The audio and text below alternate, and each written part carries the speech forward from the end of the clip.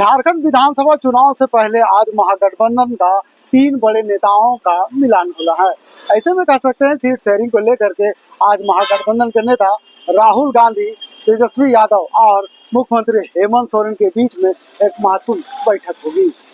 राहुल गांधी के दौरे के बाद बीजेपी के लिए भी बड़ी खुशखबरी है, क्योंकि बीजेपी के सबसे बड़े नेता और देश के प्रधानमंत्री नरेंद्र मोदी झारखंड आने वाले हैं। नरेंद्र मोदी को झारखंड आने से बीजेपी चुनाव से पहले अपनी जमीनी स्तर को मजबूत करना चाहती है और ऐसे में आने वाले विधानसभा चुनाव में नरेंद्र मोदी का दौरा कितना प्रभावित करेगा ये तो आने वाला वक्त बताएगा। लेकिन कह सकते हैं जिस तरह से महागठबंधन के नेता और देश के प्रधानमंत्री झारखंड दौरे पे हैं, कहीं ना कहीं झारखंड की सियासत अब तूफान मारने लगी है। तो देखिए इस पूरे मौके पर क्या कुछ कह रहे हैं बीजेपी के प्रदेश प्रवक्ता प्रदीप सिन्हा। चलिए हम आपको सुनाते हैं। शीर्षस्थ नेता है, उनका निश्चित रूप से झारखंड विधानसभा चुनाव के दौरान आना होगा और जिस सीरियसली हम इस पूरे चुनाव को ले रहे हैं, आपने देखा होगा कि अभी 10 दिनों का परिवर्तन यात्रा चला पूरे प्रदेश में, तो एक आधार आप कह सकते हैं हम लोगों ने तैयार कर दी है। बस आगे की तैयारी जैसे ही प्रत्याशियों के नामों की घोषणा होगी, हम पूरी ताकत के साथ अपने कार्यकर्ताओं की पूरी क्षमता के साथ मैदान में होंगे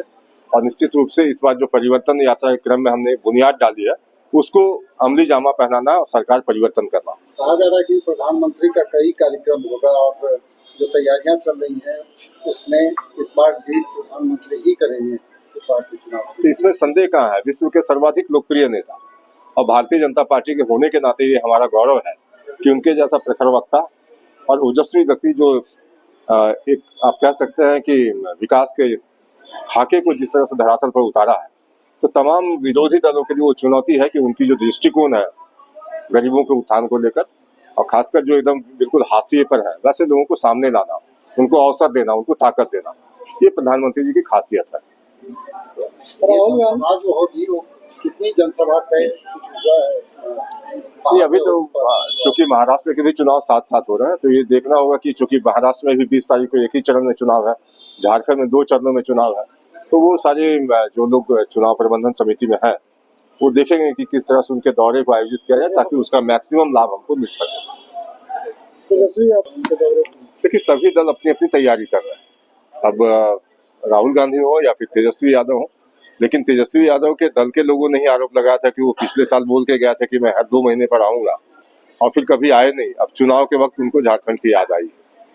तो हर गठबंधन को अपनी शक्ति दिखाना, अपनी इच्छा पूरा करने के अधिकार भी है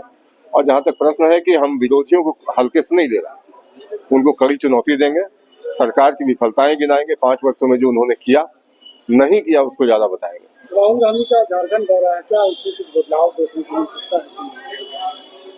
देखिए मैं समझता हूँ कि राहुल गांधी के आने से अगर बदलाव होना होता तो अभी जो 2 चुनाव हुए हरियाणा में और जम्मू कश्मीर, तो बदलाव की बयार वहां भी बहनी चाहिए थी,